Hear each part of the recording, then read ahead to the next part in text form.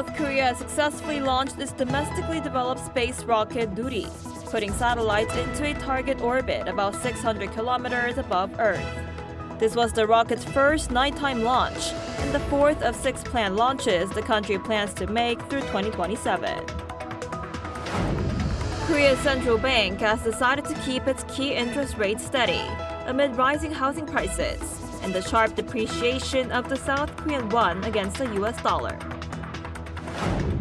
Dozens have been killed and hundreds more remain missing after a massive fire spread across multiple high-rise apartment buildings in a Hong Kong housing complex.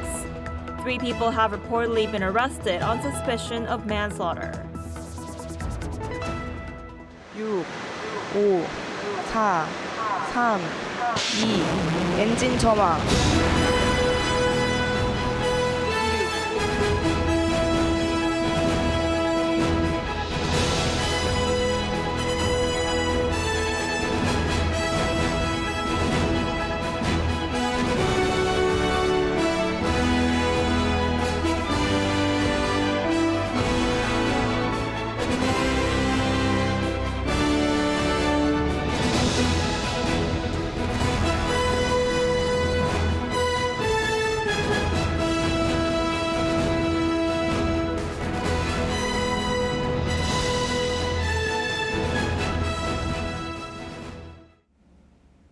Hello and welcome to our noon edition of Arirang News.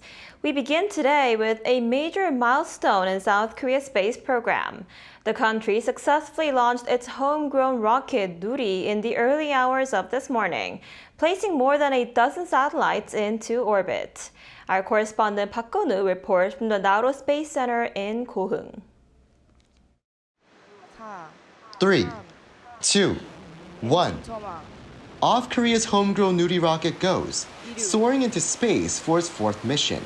Lifting off from Gyeonggung County in Jeollanam Province in the country's southwest at 1:13 a.m. on Thursday. This liftoff came 18 minutes later than scheduled, after an abnormal signal was detected in the umbilical retraction pressure sensor. But despite concerns over the delay, Nuri thundered into the sky with confidence, as if proving itself once again. The mission's success was confirmed about 90 minutes later as the main satellite among the 13 satellites on board reached an orbit of 601.3 kilometers, well within the 600-kilometer target in the 6% error range. Following the successful third launch, the 4th mission has further strengthened Nuri's reliability and reaffirmed Korea's autonomous space development capabilities. Nuri will conduct 2 additional flights through 2027 to enhance its technical stability and performance. He added that Korea will also push forward with the next-generation launch vehicle, building on the technology and experience gained from the Nuri program. And beyond its success, this 4th launch drew special attention as it was the first time Nuri ever flew at night. As this marks the first nighttime launch among all previous Nuri rocket projects, today's mission has even greater significance, providing ideal conditions for the main satellite to observe auroras. Launching at night was intentional, as nighttime conditions helped the main satellite enter the perfect orbit for aurora observation. The mission also saw more satellites than ever before, 13 in total, up from the 7 carried in the previous launch 2.5 years ago. Adding to the milestone, this 4th vehicle was manufactured entirely by the private company Hana Aerospace, marking a major step in Korea's shift toward a private sector-driven launch system and a deeper transfer of space technology. With today's achievement, excitement is already building for the next 2 Nuri missions in the coming years, in 2026 and 2027. Park Go-nu, Arirang News, Kohung. Meanwhile, on the economic front, South Korea's central bank has held its benchmark interest rate steady at 2.5%. The Bank of Korea announced the decision this morning following the final Monetary Policy Committee meeting of the year. The rate freeze comes amid rising housing prices in the capital area and a continued weakening of the Korean won against the US dollar. The central bank's decision comes after its governor Lee Chang-yong had recently said that while the official policy path points toward a rate cut cycle, the timing and scale of any move will depend entirely on incoming data. Meanwhile, Naver, South Korea's largest search engine, and Dunamu, the operator of the country's biggest crypto exchange Upbit, have announced massive investments in artificial intelligence and Web3 technology. Naver, its fintech subsidiary Naver Financial, and Dunamu held a joint press conference this morning and said they will invest 10 trillion Korean won, or nearly $7 billion over the next 5 years, as they seek to better respond to rapidly changing global tech trends. The three companies said they plan to work together on designing a next-generation financial infrastructure that combines AI and blockchain technology and aim to establish a new platform that extends beyond payments that can cover the broader financial sector and even everyday lifestyle services. Thursday's announcement follows an agreement for Naver to acquire Dunamu in an all-stock deal, as the internet giant seeks to cement its foothold in the country's digital assets market. The deadliest fire Hong Kong has seen in more than 60 years has left dozens dead and many more injured or unaccounted for, after flames ripped through several high-rise residential towers in the northern district of Tai Po. Our Pyeongyang has more. A massive fire that tore through multiple high-rise residential blocks in Hong Kong's northern Tai Po district has left at least 44 people dead and more than 270 unaccounted for.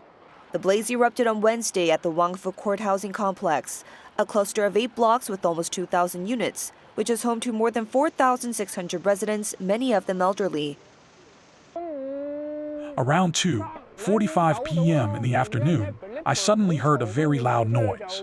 Then I looked outside and saw in the distance that over by Block 5 there was a fire. Flames shot up the exterior of the 32-story buildings, fueled by bamboo scaffolding and temporary construction mesh installed for year-long renovation works. Several adjacent towers caught fire as the blaze jumped across the structures. Authorities say some residents remain trapped on upper floors, where firefighters have struggled to gain access due to intense heat, debris, and collapsing scaffolding. Hong Kong officials vowed full government mobilization. I take this incident with the utmost seriousness. I have instructed all government departments and units to make every effort on multiple fronts. Our top priority is to extinguish the fire and rescue the trapped residents. More than 10 hours after the fire broke out, thick smoke continued to pour from the towers as rescue crews worked through the evening, setting up shelters for nearly 900 displaced residents. Police have arrested 3 men from a construction company, 2 directors, and an engineering consultant on suspicion of manslaughter. Police say they are investigating the construction firm responsible for maintenance work on the building, with Senior Superintendent Aileen Chung saying authorities have reason to believe those in charge were grossly negligent. Investigators say they found non-fireproof mesh, protective film, and styrofoam materials on the building exteriors, raising concerns about safety violations. As the search continues, missing person reports have flooded community apps, many describing elderly residents or individuals last seen on the upper floors of blocks E and F. This marks Hong Kong's worst fire since 1962, when 44 people were killed in Kowloon. Pyeongyang, Arirang News. And over in the United States, 2 members of the National Guard were shot and seriously wounded on Wednesday near the White House. The incident prompted an immediate lockdown of the White House, although President Donald Trump was in Florida at the time. Our Lee Seung-jae has more. Authorities in the U.S. say a suspect is in custody after 2 members of the National Guard were shot on Wednesday in a busy area of downtown Washington, D.C., not far from the White House. The incident prompted an immediate lockdown of the building, although President Donald Trump was in Florida at the time. The shooting unfolded during the late afternoon when foot traffic and government activity in the area were still heavy. An officer from the D.C. Metropolitan Police said a back and forth had occurred after the suspect turned a corner and opened fire at the National Guard members. FBI Director Kash Patel said both guardsmen are in a critical condition. The motive behind the attack also remains unknown, and investigators are now reviewing surveillance footage and interviewing witnesses who were in the area at the time. The suspect was taken into custody after he was shot and subdued by other Guard members nearby. On a somber note, we had, and some of you may have seen this on your phones or on social media, but apparently there was a shooting outside the White House just a couple of hours ago. And we're still learning everything. We still don't know the motive. There's a lot that we haven't yet figured out, but what we... Speaking to troops in Kentucky on Wednesday, Vice President J.D. Vance called on anyone who's a person of faith to say a prayer for the 2 National Guardsmen. Tourists close to the crime scene were also caught up in the incident as shots were fired in an area that's heavily secured. I was walking around and I was trying to get to the White House, and I see all the guns drawn, and I see all the weapons, and I see all the Secret Service out, and I was like, okay, something happened. So what happened? Authorities say the area around the White House has returned to normal operations, but the investigation is expected to remain active for some time. Federal and local agencies are coordinating to determine whether the shooter acted alone, what led to the encounter, and whether the victims were targeted specifically or were caught in a broader confrontation. Lee Seung-jae, Arirang News.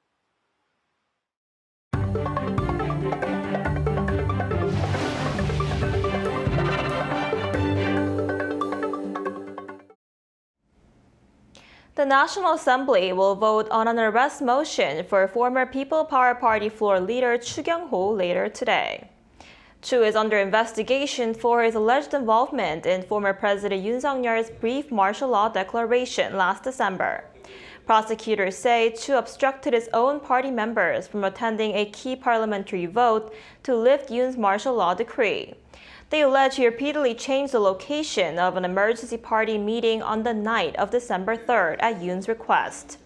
Under Korean law, sitting lawmakers cannot be arrested while Parliament is in session unless the National Assembly approves the motion. Meanwhile, a South Korean national who volunteered to fight for Ukraine in the country's war with Russia has been confirmed dead. According to Korea's Foreign Ministry on Thursday, a funeral for the volunteer soldier was held on Tuesday local time. An official from the South Korean mission in Ukraine reportedly attended the funeral. Though the ministry did not unveil the information, the deceased is believed to be a man in his 50s with the surname Kim. Kim is believed to have been killed during combat in Donetsk Oblast in eastern Ukraine in May. The ministry said it's providing necessary consular assistance to the bereaved family.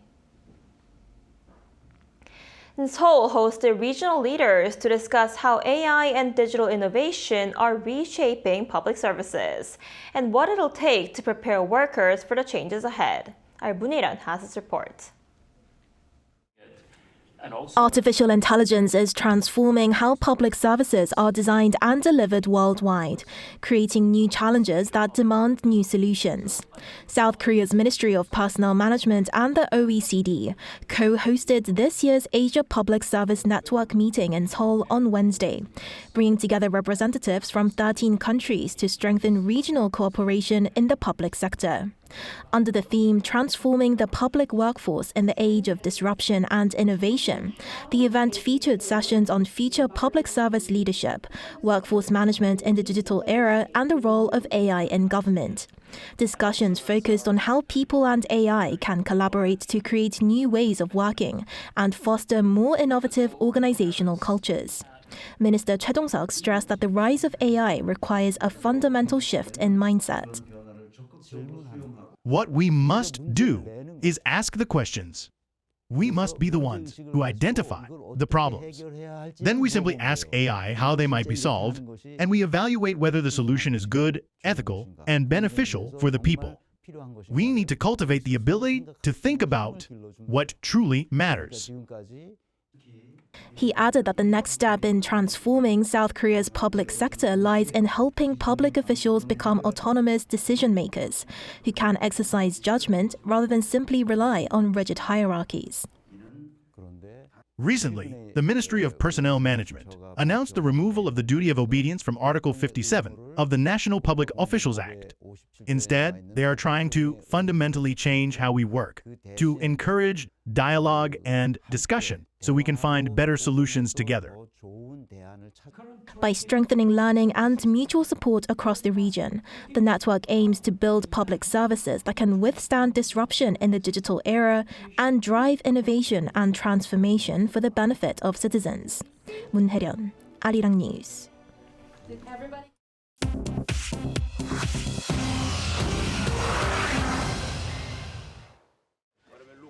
This is The World Now, bringing you everything you need to know from around the globe.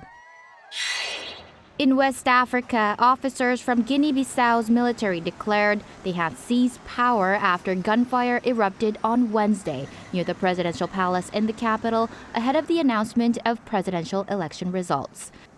Government sources told the BBC that President Umaro Sissoco Embalo was detained, along with his election challenger Fernando Diaz, former Prime Minister Domingos Pereira, and Interior Minister Boche Kande. Officers appeared on state television announcing that they had suspended the electoral process, closed the country's borders, and imposed a nighttime curfew. They said they acted to prevent what they called an attempt by unnamed politicians, backed by a well-known drug baron, to destabilize the country. The generals leading the takeover also detained the chief of the army and his deputy.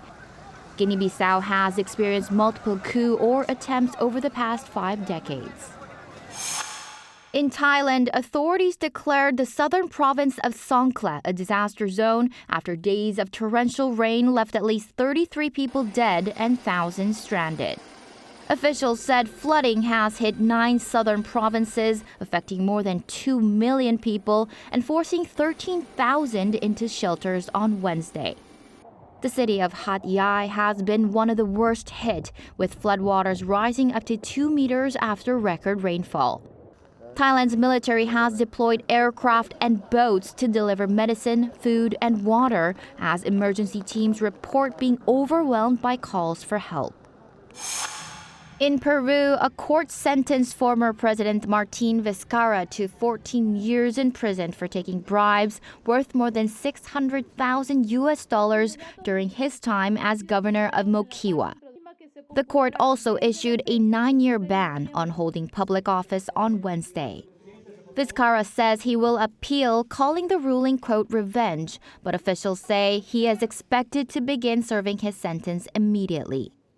He joins several other former Peruvian presidents already jailed in corruption cases, highlighting the country's ongoing political instability. In the U.S., a loggerhead sea turtle that drew more than 100 million views online during life-saving treatment in the Florida Keys was released back into the ocean on Wednesday. The turtle named Molly had been rescued from a crab trap line and had a massive tumor weighing approximately 4.6 kilos removed during a 3-hour surgery. According to the Key West Turtle Hospital, Molly is the first loggerhead of her size to survive such a removal. Staff says her recovery marks a major breakthrough in treating the virus-driven disease. Chu Ji-hyun, Arirang News.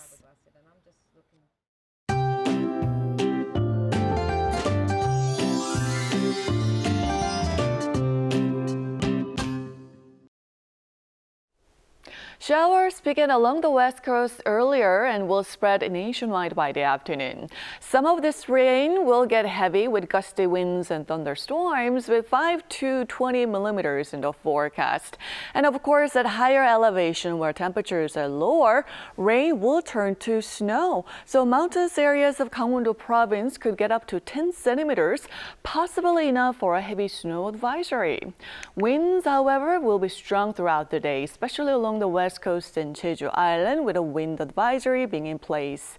And this afternoon, highs will be similar to yesterday. Seoul, Daejeon both topping out at 10 degrees, Gwangju at 12 degrees. Rain should gradually ease from the late afternoon. Once the rain clears, much colder air will move in tonight. And by tomorrow morning, many regions, including Seoul, will drop below freezing. And this weekend, another round of rain is expected for the capital area and west of Gangwon-do province. But for today, please stay safe in the wind.